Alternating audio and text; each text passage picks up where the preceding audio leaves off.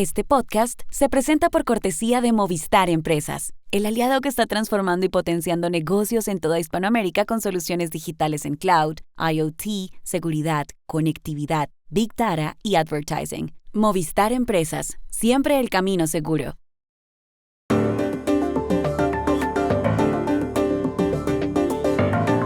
A lo largo de su campaña, Donald Trump dijo que en su primer día en la Casa Blanca tomará decisiones de fondo para Estados Unidos. ¿Cuáles son? En un hecho sin precedentes, Bernie Moreno fue elegido senador estadounidense y será clave para Trump. Es colombiano. Hoy, su historia. Alemania, el país más poderoso de Europa, vive una crisis política colosal. La coalición de gobierno se acaba de romper. ¿Qué fue lo que pasó? Hola, bienvenidos a Y esto no es todo, el podcast del Georgetown Americas Institute de la Universidad de Georgetown en Washington, D.C. Soy Juan Carlos Iragorri, desde Madrid. Soy Ushi Levy, desde Bogotá. Soy Jorge Espinosa y también estoy en Bogotá. Es viernes 8 de noviembre y esto es todo lo que usted debería saber hoy.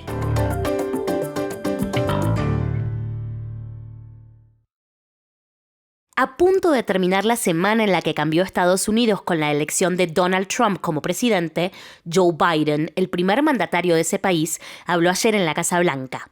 Para empezar, dijo que en enero habrá una transición pacífica del poder. Biden elogió a su vicepresidenta Kamala Harris, que el martes perdió con Trump.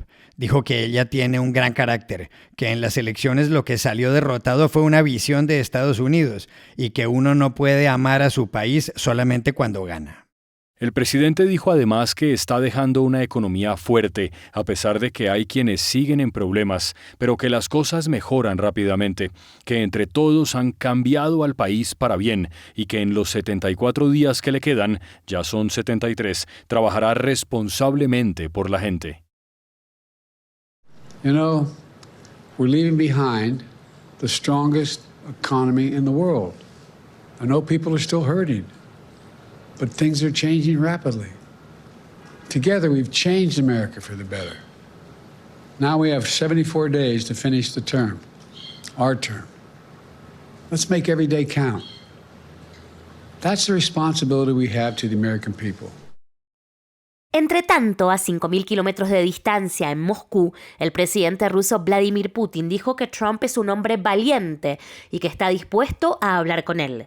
Y desde Pekín, a 11.000 kilómetros, el presidente chino Xi Jinping llamó a Trump para decirle que espera que se lleven bien. Trump anunció ayer que su jefa de gabinete será Susie Wiles, su principal asesora de campaña. Por otro lado, hay expectativas sobre las políticas que él pondrá en marcha el primer día. ¿Cuáles son? Llamamos ayer a Washington, D.C. a Dori Toribio, periodista y analista de este podcast. Juan Carlos, Trump ya tiene equipo de transición listo para operar, en el que está, por ejemplo, su hijo Don Jr. Y Trump ha sido muy claro con lo que va a hacer. Para empezar, ha prometido que tal cual tome posesión de su cargo el 20 de enero de 2025, esa misma tarde, comenzará la mayor deportación de inmigrantes indocumentados de la historia de Estados Unidos. Si en 2016 su lema fue construir el muro fronterizo, que nunca terminó, ahora su lema es el de las deportaciones masivas. Lo que no ha explicado es cómo se va a llevar a cabo ese plan desde el punto legal, policial y político, además de económico. Ha sugerido que podría invocar una ley de 1798 que se llama Alien Enemies Act, la ley de enemigos extranjeros, que daba poderes entonces al gobierno para deportar a personas que no sean ciudadanos estadounidenses en tiempos de guerra. También ha prometido reforzar al máximo la seguridad en la frontera con México. Pero sobre todo, Trump ha insistido en que su foco estará en la economía, en bajar la inflación. Sobre esto tampoco ha dado muchos detalles, pero sí ha asegurado que lanzará grandes recortes fiscales, como ya hizo en 2017. Otra de sus promesas de campaña ha sido la subida de aranceles a todas las importaciones de entre el 10 y el 20% a todos los bienes de otros países que lleguen al país. Pero para China esos aranceles serán del 60%, ha asegurado Trump. Cuando ya hizo esto en 2016, se abrió una enorme guerra arancelaria con medidas recíprocas de otros países, encareciendo los precios aquí de muchos productos de consumo. Se puede esperar además que Trump acabe con cientos de leyes y medidas para regular el medio ambiente y el cambio climático y que impulse la perforación de petróleo y aumente la producción de combustible fósil. Y con la mirada en el exterior, lo primero que Trump prometió hacer es acabar con la guerra de Ucrania en 24 horas, incluso antes de su toma de posesión. Esto lo ha repetido muchas veces en la campaña, pero no ha explicado cómo tampoco. De sobra es conocida, sin embargo, su admiración por el presidente ruso, Vladimir Putin, y Trump ha sugerido en ocasiones que Ucrania debería hacer concesiones en cuanto al territorio ocupado por Moscú. Terminar guerras es su prioridad, ha dicho. También podemos esperar que la mirada internacional cambie. Trump siempre ha sido más aislacionista y proteccionista, con la retirada de tratados internacionales y el cuestionamiento de organizaciones transnacionales, como ya hizo en su primer mandato, por ejemplo. Y no se puede descartar que Trump saque a Estados Unidos de la OTAN, según personas de su entorno, además de las tensiones con aliados tradicionales, como los países europeos en materia arancelaria, diplomática y de seguridad y defensa. Y dos cosas más. Trump ha prometido indultar a cientos de condenados por el asalto al Capitolio y también nombrar en su gobierno al multimillonario Elon Musk al frente del recorte de gasto gubernamental. También le preguntamos a Dori Toribio si este Donald Trump que aterrizará en la Casa Blanca en 2025 es el mismo que llegó a ese lugar hace casi 8 años, en enero de 2017. No, Trump va a volver a Washington más fuerte, y no solo por esta rotunda victoria electoral. Primero, Trump ahora ya conoce Washington, ya sabe cómo va el gobierno. Además, él ha dicho que su gran error en su primer mandato fue no rodearse de gente leal, algo que piensa hacer ahora. Por ejemplo, su número 2, J.D. Vance, que le apoya en todo, a diferencia de su ex vicepresidente, Mike Pence. Este Trump además cuenta con, como mínimo, una mayoría republicana en el Senado y con grandes aliados en la Cámara de Representantes, empezando por Mike Johnson, que aún es el actual presidente de esa Cámara Baja, de la que aún estamos pendientes de ver en manos de quién queda a partir de enero. Cuando Trump primero se lanzó a la Casa Blanca en 2015, tenía un partido republicano en contra y desconfiando de él. Ahora, casi una década después, Trump tiene el control total del partido. Así que aquí en Washington se espera que Trump vaya más lejos que antes, sin nadie que le pare los pies, sin contrapesos y muy rápido. Recordemos que él mismo bromeó con querer ser dictador solo el primer día. Y una cosa más, Trump ha hablado durante toda la campaña de que llega la hora de la venganza, la retribución, las represalias, en referencia a su oposición política, los demócratas, y también a las figuras judiciales que le han imputado e investigado en los últimos años.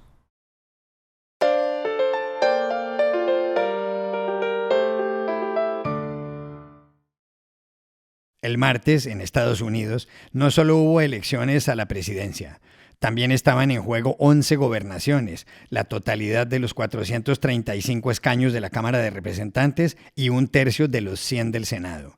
Y es ahí donde un hispano nacido en Colombia hizo historia, Bernie Moreno.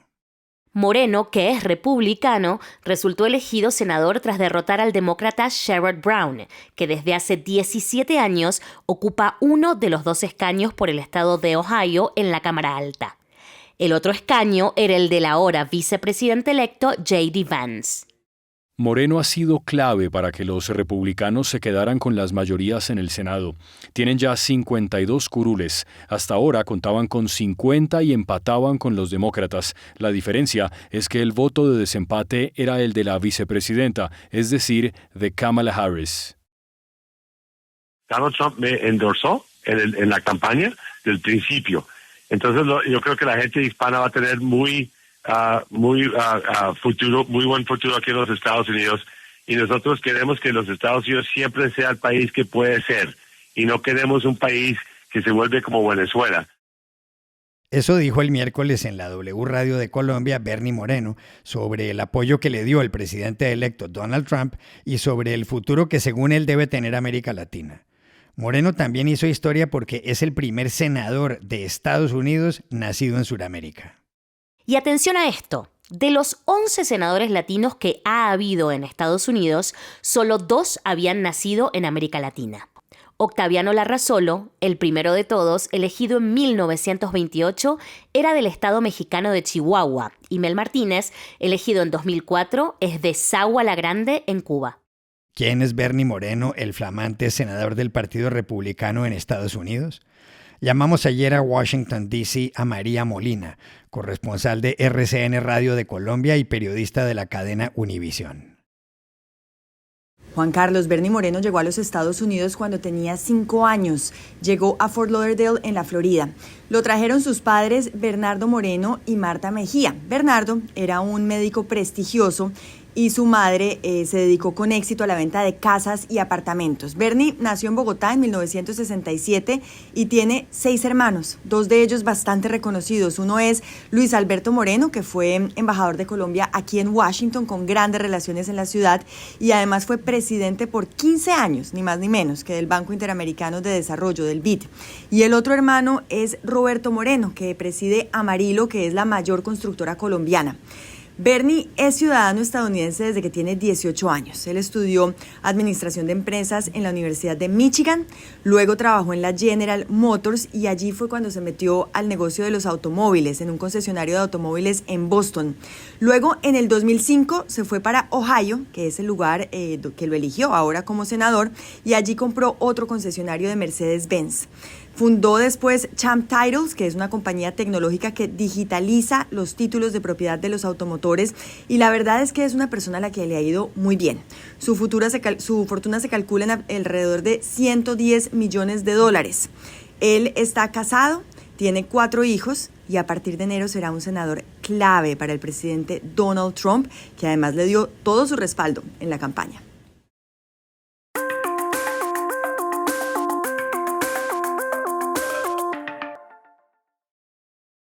Este podcast se presenta con el patrocinio de Tecnoglass, el poder de la calidad.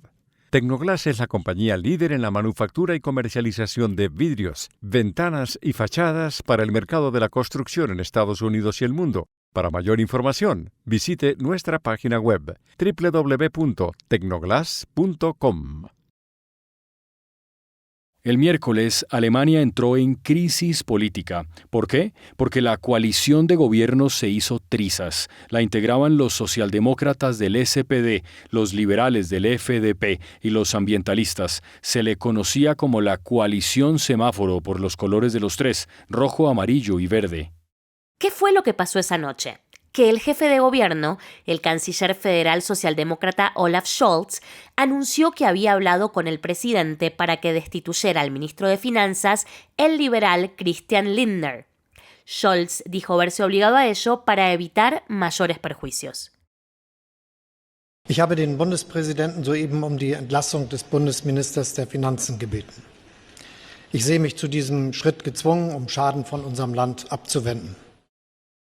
Scholz tomó esta decisión porque no pudo llegar a un acuerdo con Lindner sobre los presupuestos y especialmente sobre la forma de tapar un déficit de más de 12.000 millones de euros. Conviene recordar que Alemania es un peso pesado en el mundo. Tiene la primera economía de Europa. Lo que quiere Scholz ahora es convocar elecciones anticipadas en marzo y no en septiembre, como estaba previsto. Pero para ello debe disolver previamente el Parlamento, el Bundestag, y para lograrlo, ojo, requiere una moción de confianza el 15 de enero, a sabiendas de que la va a perder. Pero Jorge, ¿cómo entender toda esta historia? ¿Cómo ha llegado a este punto a Alemania, que es la locomotora de la Unión Europea? Para saberlo, llamamos ayer a Berlín a Carolina Chimoy, periodista de la Deutsche Welle. Las fricciones entre los 3 partidos que conformaban el gobierno alemán no son nuevas. Los 3 partidos son los socialdemócratas, SPD, los verdes y el Partido Liberal, FDP. Las últimas elecciones se celebraron en septiembre del 2021. Y recién en diciembre de ese año vimos un gobierno. Es decir, fueron necesarias varias negociaciones para que estos 3 partidos puedan llegar a un acuerdo. El punto más crítico de estas fricciones las vimos en verano de este año, cuando empezaron las negociaciones sobre el presupuesto del 2025. Es ahí cuando vimos una clara diferencia entre los socialdemócratas y los verdes, por un lado, y el Partido Liberal, por otro lado. La Constitución alemana manda que el Estado alemán no puede endeudarse más allá del 0,35% del Producto Interno Bruto. Sin embargo, verdes y socialdemócratas querían traspasar este freno de deuda, mientras que el Partido Liberal, liderado por el exministro de Finanzas, Christian Lindner, estaba totalmente en contra. Fue finalmente el tema de la discordia, el freno de endeudamiento que llevó a que esta discusión crezca, se haga cada vez más grande y termine rompiendo la coalición de gobierno, que es lo que vimos el día de ayer. Lo que ahora propone el canciller Scholz es seguir con el gobierno minoritario, es decir, únicamente verdes y socialdemócratas, habiéndose despedido ya de los liberales de Christian Lindner, el partido FDP. El canciller Scholz quiere iniciar el voto de confianza ante el Parlamento alemán en enero del próximo año para así celebrar elecciones en Alemania en marzo del 2025. La oposición critica este punto, dice que el pueblo alemán no ha votado únicamente por 2 partidos, sino que ha votado por 3 partidos y que se estaría llevando a cabo un gobierno no democrático de esta manera. La oposición por eso pide que el canciller inicie el voto de confianza cuanto antes y que se le celebren elecciones federales en Alemania cuanto antes. Los siguientes días y las siguientes semanas serán cruciales para ver cómo Alemania sale de esta grave crisis política.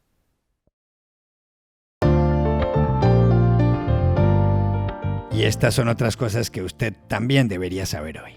La presidenta de México, Claudia Sheinbaum, dijo ayer que sostuvo una conversación telefónica muy cordial con el presidente electo de Estados Unidos, Donald Trump, y agregó que hablaron de la buena relación que habrá entre los dos países. México y Estados Unidos comparten una frontera terrestre de más de 3.100 kilómetros y en Estados Unidos viven más de 30 millones de personas de origen mexicano. Algunas zonas del centro y del oriente de Cuba volvieron a tener energía eléctrica ayer tras el apagón del miércoles por el huracán Rafael. El huracán de categoría 3 dejó sin luz al oeste de la isla y a La Habana, la capital.